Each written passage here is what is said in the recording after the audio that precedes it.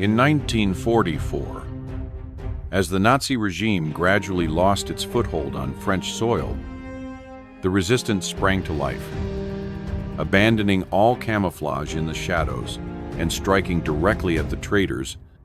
There was no formal justice, no opportunity to plead one's case, only the barrel of a rifle and an immediate death sentence. Anyone who had informed on their neighbors, cooperated with the Vichy police, or passed intelligence to the Germans was hunted down across every street, from crowded public squares to silent, hidden cellars. At times, the victims collapsed before jeering crowds. At others, they were led to the firing line in absolute silence. It is the age-old question, was this justice, or merely ruthless vengeance?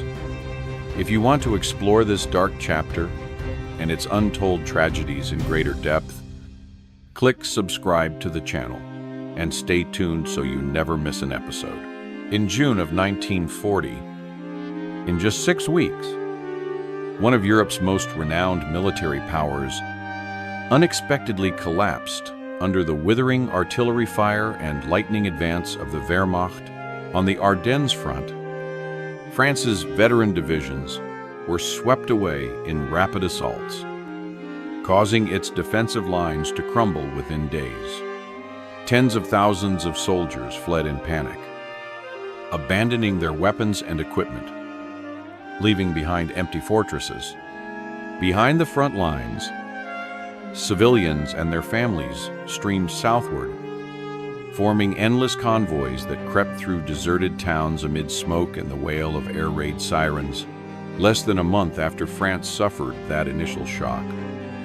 On the 22nd of June, Adolf Hitler chose the Compiègne forest itself to stage a humiliating surrender ceremony. The location was the very railway carriage that had witnessed Germany's defeat in 1918 before the Allies. The image of Hitler leaning against the carriage door, receiving Marshal Pétain by the flickering forest lights, instantly became a symbol of France's altered fate. From a defiant power to a land bowed in submission, that signing ceremony was more than a wartime humiliation. It marked the dawn of a profound division for France. From that moment on, the map of l'Hexagone was cleaved in two. The northern zone, under direct control of the German army, where Wehrmacht units patrolled and erected fortified defenses, and the southern zone handed over to the Vichy regime under Marshal Pétain. This division was anything but temporary. It was etched into military boundaries, new regulations, and strict censorship, compelling the populace to choose sides. Even though loyalty was never simple, the division on the map soon became fractures in the hearts of every Frenchman. As German passports became mandatory travel documents in the north, the golden ox emblem, the Vichy coat of arms, sprang up on village gates, town halls, and roadside checkpoints. Streets were plastered with propaganda posters. German tanks rumbled through public squares, and Vichy flags fluttered to herald the rise of a new regime. Each morning, when people opened their eyes, they saw the conqueror's insignia and the marks of collaboration side by side, filling the hearts of those who cherished freedom with anxiety, confusion, and resentment. Under the leadership of Marshal Philippe Pétain, once celebrated as the hero of Verdun and now 84 years old, the Vichy government evolved far beyond a mere puppet administration. Pétain and his inner circle proclaimed a grand, if misguided, ambition to regenerate France by eradicating what they deemed the root causes of national decline. This radical vision sought not only to manage defeat, but to remake French society from top to bottom, using the state's authority to reshape politics, culture, and even personal loyalties. One of the most visible signs of this transformation was the replacement of the venerable Republican motto, "Liberty," equality. Fraternity was struck from public monuments, official documents, and school curricula, supplanted by the new creed.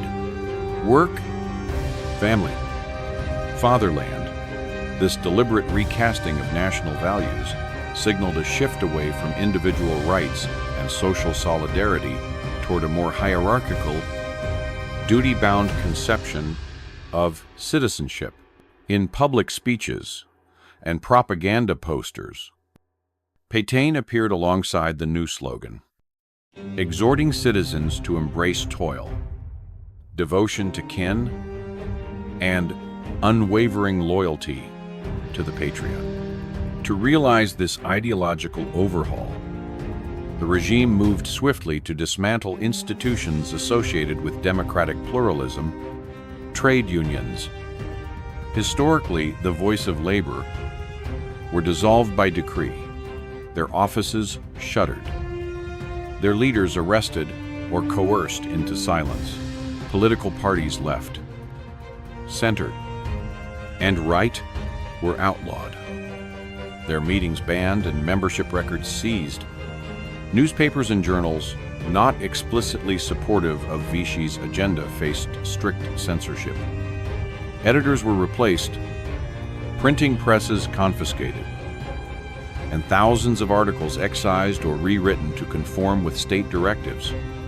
The press became a tool for promoting the regime's vision of national rebirth rather than a forum for debate. Perhaps most telling of Vichy's ideological commitment to authoritarian principles was the introduction of anti-Jewish legislation promulgated without direct German orders. Long before German authorities demanded it, the Vichy parliament passed its own statutes excluding Jews from positions in the civil service, the legal profession, education, and the media. Jewish teachers, judges, and administrators were summarily dismissed, their pensions suspended, their rights stripped. This self-initiated persecution underscored that collaboration with Nazi racial policy was not merely opportunistic, but reflected a deep acceptance of fascist doctrines by elements of the French elite. These measures laid the groundwork for a comprehensive system of repression. With independent labor organizations eradicated and political opposition silenced, the state possessed unchecked power to enforce its policies. Forced labor programs soon followed, obliging hundreds of thousands of French workers to serve in German factories and farms under brutal conditions. Deportations to forced labor camps were administered by Vichy officials, who coordinated transport, maintained records, and enforced compliance. At the same time, other minority groups, Roma, Freemasons, communists, and outspoken Republicans faced intensified surveillance, arbitrary arrest, and internment. Prefects and police chiefs, emboldened by new powers, conducted raids on suspected dissidents, rounding up men and women for interrogation, detention, or transfer to internment camps on remote islands and in inland forests. The state's propaganda machinery justified these actions as necessary purges to cleanse the nation of subversive elements and restore moral order. In every corner of French society, the Vichy regime's policies created an atmosphere of fear and suspicion. Neighbors reported neighbors, employers monitored employees, and ordinary citizens hesitated to speak out lest they be branded enemies of the state. What began as a regime promising national renewal had become a vast apparatus of coercion, built on the twin pillars of ideological fervor and institutional repression. Through the dismantling of democratic structures, the imposition of a new nationalist credo, and the unrestrained targeting of vulnerable populations, Peytain's government laid bare the corrosive effects of collaborationist zeal on the very fabric of France. Under Prime Minister Pierre Laval's stewardship, the machinery of the French state was transformed into a formidable instrument of Nazi policy. Laval, a shrewd lawyer turned veteran politician, sincerely believed that Germany represented the future of Europe. He regarded collaboration not merely as a pragmatic necessity under occupation, but as an ideological alignment with what he saw as the continent's emerging power. From the moment he assumed office, Laval set about reconfiguring every branch of government to serve German interests. First, Laval's administration instituted a vast program of forced labor deportation through a series of statutes and ordinances. Hundreds of thousands of French workers were conscripted, often under threat of arrest or loss of civil rights, to toil in German factories, shipyards, and farms. The service du travail obligatoire, mandatory work service, demanded quotas of laborers from each département. Those who failed to meet their quota faced punitive fines, imprisonment, or even deportation to concentration camps. Laval's collaborators in the prefectures maintained meticulous lists, ensuring that every village and town contributed its share to the Reich's war economy. Simultaneously, Laval escalated the expulsion of French Jews. Building on Peytain's early statute, he directed police and administrative officials to compile exhaustive registries of Jewish residents. Any individual identified as Jewish, often on the basis of a single grandparent, was stripped of the right to hold public office, practice their professions, or manage family businesses. More than mere exclusion from social life, these measures became the prelude to deportation. French police arrested families in coordinated roundups, then turned them over to German authorities for transport to extermination camps. Laval's eagerness to administer these operations without direct prompting from Berlin demonstrated his personal commitment to the Nazi racial agenda. Beyond economic and racial policies, Laval's government cracked down ruthlessly on political dissent. Communists, anarchists, Freemasons, and anyone suspected of resistance sympathies found themselves subject to arbitrary arrest. Special courts, often presided over by Vichy-appointed judges, handed down harsh sentences, lengthy prison terms, internment in labor camps, or immediate detention without trial. Laval's ministers routinely expanded the powers of the police and the gendarmerie, authorizing mass searches of homes, censorship of correspondence, and wiretapping of suspected subversives. Public gatherings were banned unless explicitly approved by Vichy authorities, effectively silencing any organized opposition. It was in this climate of systematic repression that, on the 30th of January, 1943, the Milice Française was officially born, ostensibly created to preserve order and combat criminality. The milice quickly revealed its true purpose: to terrorize and dismantle the resistance from within. Under the leadership of Joseph Darnand, the milice donned navy blue uniforms and adopted a paramilitary structure. While its members claimed to enforce Vichy laws, they, in practice, conducted night raids, summary arrests, and brutal interrogations. The milice functioned as a private army of the regime, operating alongside the Gestapo, but with even greater latitude to apply terror. Militiamen were granted authority to detain suspects indefinitely, to employ torture without oversight, and to execute so-called enemies of the state on the spot. Neighborhood informants, often motivated by ideology, personal vendettas, or the promise of rewards fed dossiers to milice headquarters, ensuring a steady flow of targets. In towns and cities across France, the milice became synonymous with fear. Its checkpoint roadblocks, sudden house-to-house searches, and the ominous sight of uniformed patrols shattered any remaining illusion of safety. Through Laval's political architecture and the milice's violent methods, the Vichy regime cemented its role as an essential collaborator in Nazi repression.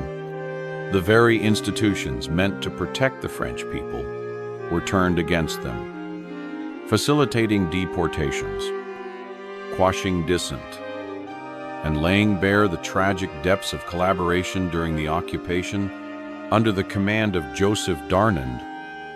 The Milice Française evolved into a terror apparatus that surpassed even the Gestapo in its ferocity and precision. Darnand, a decorated First World War veteran, had embraced fascist ideology during the interwar years and pledged personal loyalty to Adolf Hitler, even accepting a commission as an officer in the Waffen-SS. His unique combination of military experience, extremist convictions, and direct ties to Nazi leadership enabled him to transform the milice into an organization that operated both within and beyond the constraints of conventional policing. The milice's structure reflected Darnand's vision of a paramilitary force committed to rooting out any form of resistance or dissent. It comprised two main components. The first was the rank-and-file militia, composed of men who retained their civilian occupations and met periodically for drills, intelligence gatherings, and coordinated patrols. These ordinary militiamen provided the backbone of surveillance operations in towns and villages, identifying suspected resistance, informing on neighbors, and collaborating with German security services. Their local knowledge of families, social networks, and hidden safe houses made them exceptionally effective at detecting clandestine activities that external forces might overlook. The second component was the équipe de garde, or special guard, a cadre of hand-picked volunteers who lived full-time in barracks and underwent rigorous military training. These specialists received instruction in advanced weaponry, hand-to-hand combat, interrogations techniques, and the use of torture instruments under Darnand's direct supervision. The Special Guard perfected methods of intimidation and coercion that combined the brutality of the Gestapo with a uniquely French capacity for bureaucratic oversight. Members of the équipe de garde were deployed on high-priority missions, targeted assassinations of resistance leaders, large-scale roundups in urban centers, and cross-border operations alongside SS units. Recruitment into the milice drew from diverse social strata, each motivated by different incentives. An ideological core comprised ardent fascists who viewed the collapse of the French Republic as an opportunity to purge the nation of undesirable elements: Jews, communists, Freemasons, and political opponents. These hardliners saw service in the milice as a patriotic duty and a chance to rebuild France along authoritarian lines. Another contingent was driven by economic necessity, unemployment, ration shortages, and the promise of regular paychecks made milice membership attractive to those facing destitution. For many, the prospect of food, shelter, and exemption from forced labor in Germany outweighed moral reservations.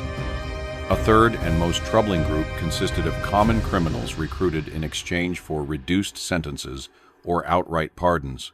Prisoners convicted of theft, assault, or other offenses were offered milice ranks if they agreed to serve.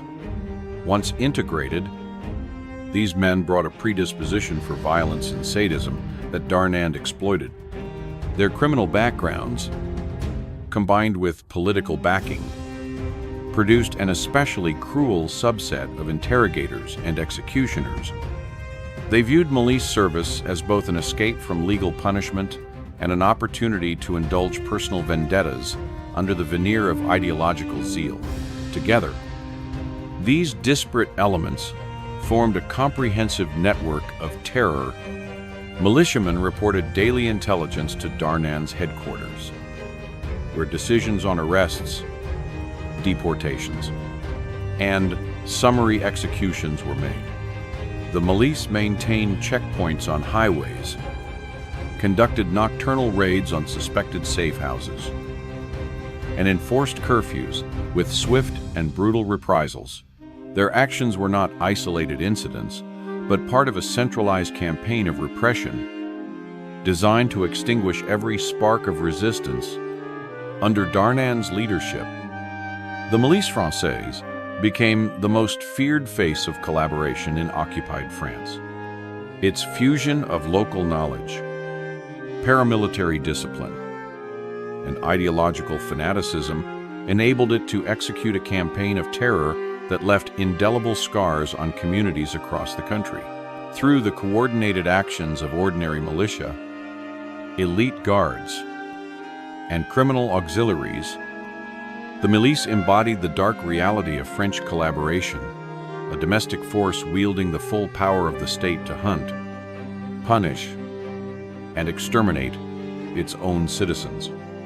Under Darnand's orders, the Milice Française rapidly converted a network of urban structures into makeshift detention centers that soon became synonymous with terror.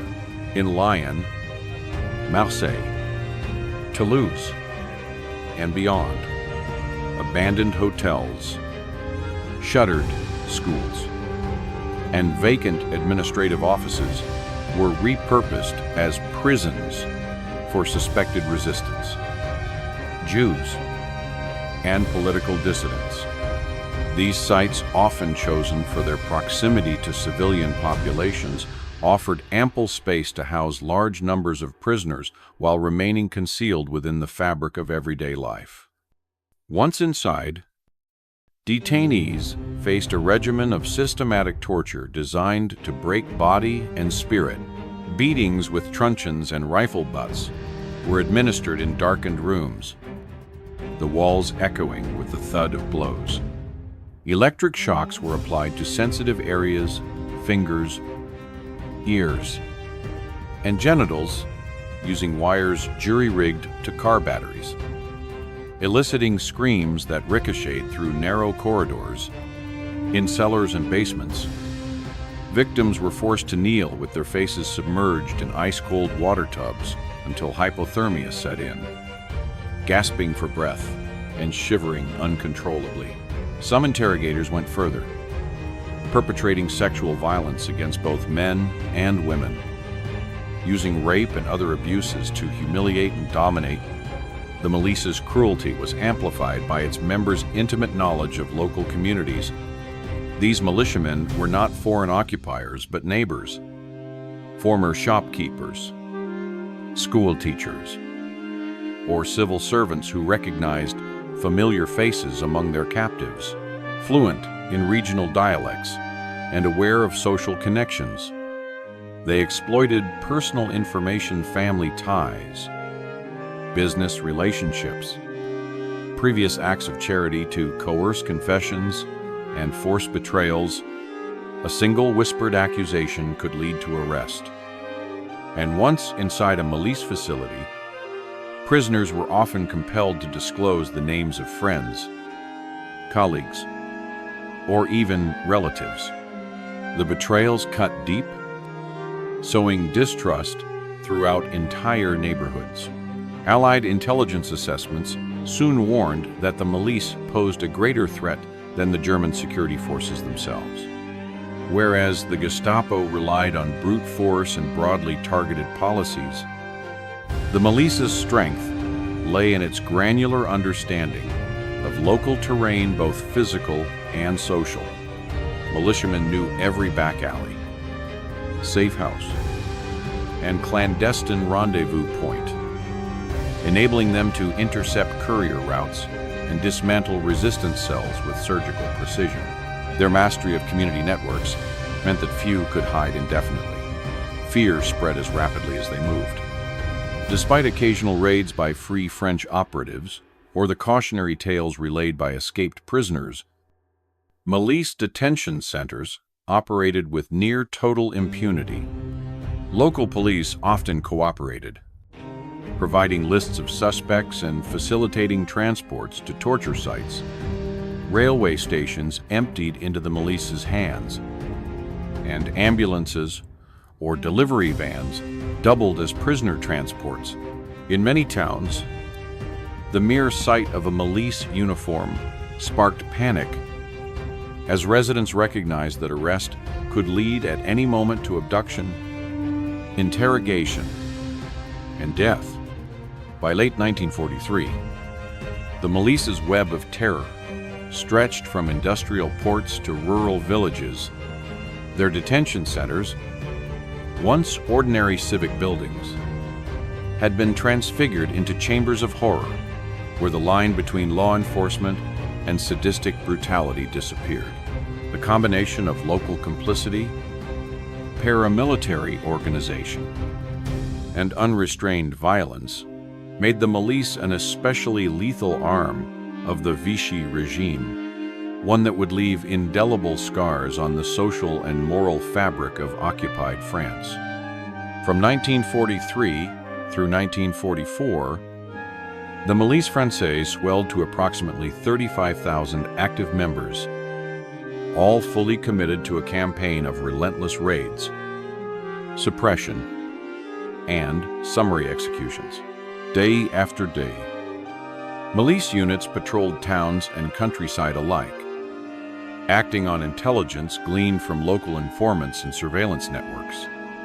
Their operations ranged from small-scale arrests of suspected resistance to large, coordinated assaults on villages thought to harbor rebel cells.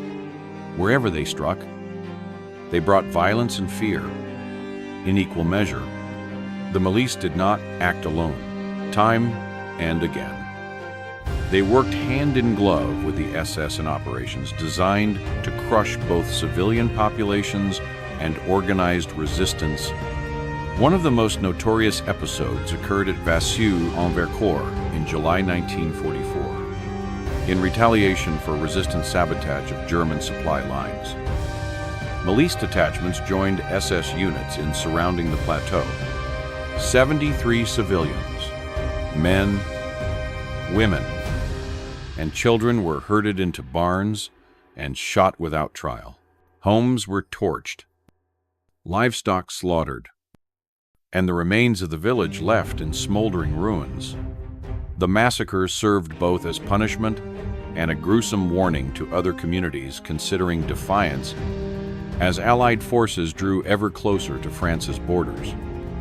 The most extreme elements within the milice grew desperate to eliminate any trace of their wrongdoing. They adopted a chilling, scorched earth mentality, determined to destroy witnesses, shred incriminating records, and sow maximum terror to prolong their hold on power. Entire neighborhoods where suspects had lived were bombarded with warnings in the form of nightly raids. Prisoners feared not only torture, but also the possibility of vanishing without a trace. In some cases, militia teams forced captives to dig their own graves before shooting them, ensuring that even burial sites would later be difficult to locate. Administrative offices that once recorded births, deaths, and arrests were among the first to be targeted for destruction.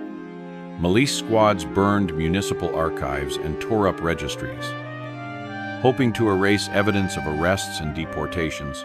Blood-stained floors were scrubbed, and torture chambers were dismantled to conceal the brutal methods once employed. Yet, despite these efforts, numerous survivants, escapees, and the French underground worked tirelessly to preserve fragments of documentation. These scraps of paper and whispered testimonies later formed the backbone of post-war trials. The cycle of violence the milice unleashed became self-perpetuating. Each act of vengeance invited further reprisals from the resistance, who redoubled their efforts following every massacre. Retaliatory ambushes against milice patrols and collaborators intensified, sometimes targeting entire convoys. The resulting spiral of bloodshed underscored the darkest dimensions of collaboration, a domestic force wielding state authority to terrorize its own countrymen, only to be met in kind by those resisting tyranny. By the summer of 1944, the milice's reputation for brutality had reached a peak. Its members were feared not just for their ideological zeal, but for their willingness to perpetrate atrocities without restraint. Children who survived village raids spoke of uniformed men executing relatives in their front yards. Elders recalled midnight knockdowns that left entire families terrorized. These stories, carried by refugees fleeing toward Allied lines, spread across liberated territories, fueling both outrage and a grim determination to hold collaborators to account. In the end, the Milice Française campaign of terror, marked by collaboration in massacres like Vassieux and Vercors, systematic destruction of records, and unending cycles of retribution, came to symbolize the cruelest face of collaborationist zeal. Their actions left deep scars on the social fabric of France, scars that would take generations to heal as the nation grappled with the legacy of war. Betrayal and the uncompromising quest for justice, parallel to the milice's armed operations. Its propaganda machine worked relentlessly to legitimize collaboration and direct the campaign of terror. At its helm was Jean Lusser, the editor-in-chief of the newspaper L'Echo de la Collaboration. From the first issue, under his leadership, Lusser's editorials went far beyond mere justification of Vichy policies. He systematically identified and effectively condemned specific individuals and groups whose names he deemed worthy of extermination. His columns targeted resistance intellectuals, prominent Jewish figures, and even former Huguenot ministers, whom he accused of betraying France's revival under Pétain. Lusser's articles were avidly consumed by milice members, local police, and civilian collaborators alike. They were presented as sober indictments, replete with detailed biographical notes, addresses, and alleged transgressions. In practice, each installment of L'Echo de la Collaboration functioned as a death list sent directly to milice headquarters and distributed among regional commanders. Arrest squads used these lists to pinpoint targets swiftly, often conducting raids within days of publication. In this way, propaganda and violence formed a seamless partnership. Words on a page immediately translated into actions on the street. One of the earliest and most notorious victims of Lusser's death lists was Victor Bache, a distinguished scholar and former president of the French Human Rights League. Lusser's scathing column labeled Bache the most dangerous enemy of national regeneration, accusing him of fomenting Republican subversion and undermining moral order. Only a few weeks after L'Echo de la Collaboration publicly identified his name and residence, milice patrols intercepted Bache on a quiet boulevard in Lyon. Without trial or warning, he was executed in broad daylight, his final moments witnessed by horrified bystanders. Bache's murder sent shockwaves through academic and legal circles, underscoring the lethal power of Lusser's pen. Beyond high-profile assassinations, Lusser's propaganda campaigns fostered a climate of paranoia and vigilantism. Ordinary citizens, eager to demonstrate loyalty or settle personal scores, scoured each issue of Le Show de la Collaboration for names to report.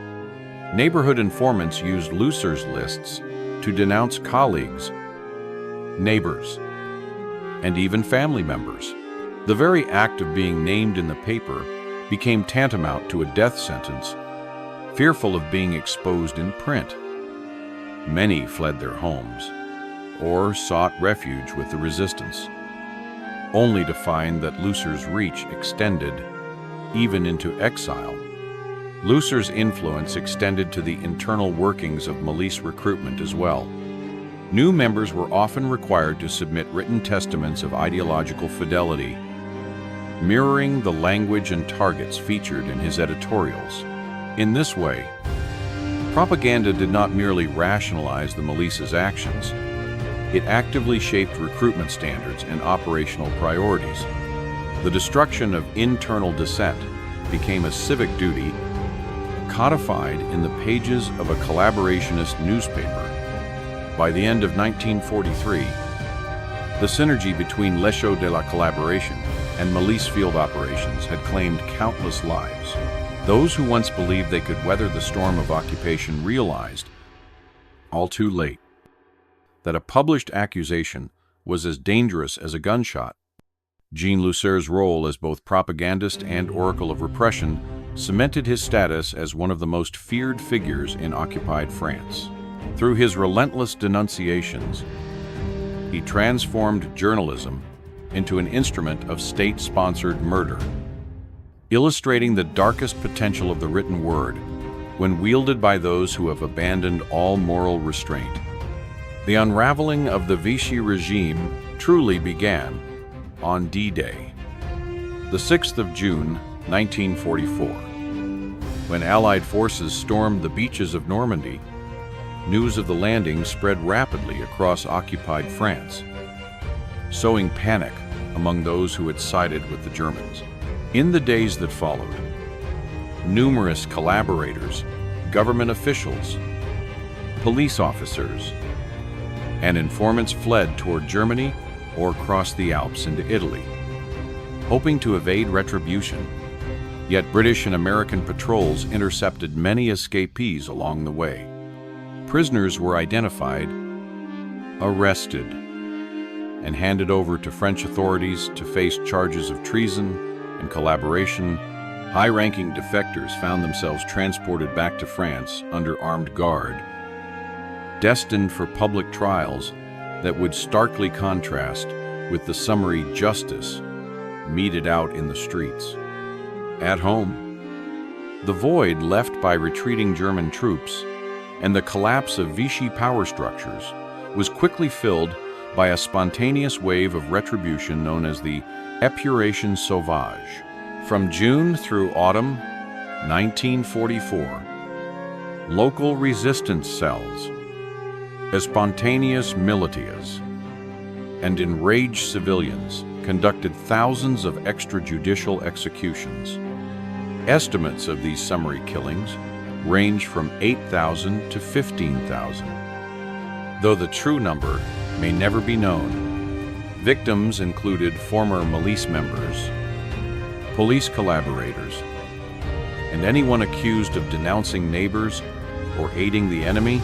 Often, these executions were carried out on the spot taken at dawn from their homes, lined up against barn walls or telephone poles, and shot without a shred of due process. Municipal halls, schools, and even churchyards became impromptu sites of violence.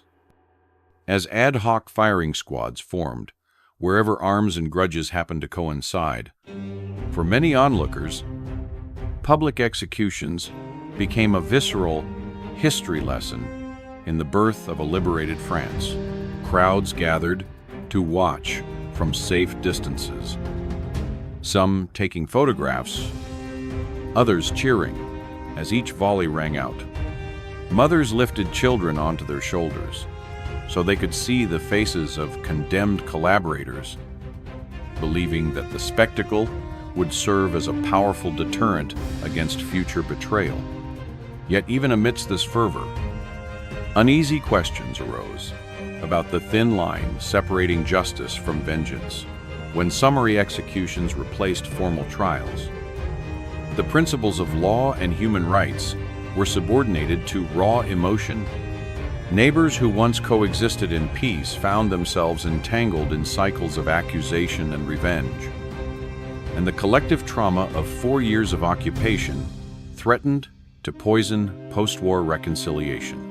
In this climate of fear and retribution, the promise of liberation became inseparable from the stain of communal violence, leaving France to grapple with the consequences of meting out justice without the guardrails of legal procedure. In the wake of France's liberation, Charles de Gaulle's provisional government moved quickly to re-establish the rule of law and rein in the chaotic wave of summary executions. To this end, 2 parallel systems were created: the Cour de Justice, extraordinary courts, and the Commission d'épuration, epuration committees. The extraordinary courts were charged with trying the most serious cases of collaboration and treason before professional judges, while the local epuration committees investigated and adjudicated lesser offenses, often imposing fines, suspensions of civil rights, or short prison terms. Together, these institutions aimed to channel the nation's thirst for justice into legally sanctioned proceedings rather than mob violence. Between 1944 and 1951, roughly 300,000 collaboration cases were opened across France. Investigators sifted through denunciations, wartime records, and witness testimonies to determine individual culpability of these cases. More than 6,700 defendants received death sentences. Yet only 791 executions were actually carried out. The gap between sentences passed and sentences executed reflected both practical constraints, such as prison overcrowding, and uncertain evidence, and an emerging desire to temper retribution with mercy. The vast majority of collaborators instead faced imprisonment, forced labor, or loss of civic status. Among those brought to trial, several high-profile figures stood out as symbols of Vichy's betrayal. Joseph Darnand, the former head of the milice, was extradited from his wartime hiding place, tried for treason and crimes against humanity, and executed by firing squad on the 10th of October 1945. Pierre Laval, the Vichy prime minister who had orchestrated mass deportations, faced a similarly swift trial beginning on the 4th of October 1945. Convicted of betraying France and its citizens, Laval was hanged 15 days later. Their convictions marked a decisive turning point. The country had shifted from spontaneous vendettas to formal legal redress, demonstrating its commitment to justice under law. This transition carried both symbolic and practical weight by subjecting even the most reviled collaborators to public trials. The government underscored the principle that no one was above the law, not even those who had wielded state power to oppress their compatriots. The spectacle of courtroom proceedings, attended by journalists and foreign observers, contrasted starkly with the furtive executions of the epuration sauvage. It offered a modicum of transparency, allowed for appeals in some cases, and provided society with an official record of wrongdoing. Yet, alongside the trials and punishments, a significant cohort of collaborators managed to escape France altogether. Utilizing clandestine networks, later dubbed the rat lines, they fled to South America, often via Italy and Spain. With assistance from sympathetic clergy and political contacts, Argentina, Paraguay, and Chile became havens for dozens of former milice officers, Vichy officials, and even Nazi war criminals. Living under assumed names, many evaded extradition efforts for decades, integrating into local communities, starting new families, and sometimes prospering in business. Their continued freedom, long after the war's end, cast a shadow over France's efforts, serving as a stark reminder that legal processes could not reach every fugitive. The presence of these unrepentant exiles left an enduring stain on France's collective memory.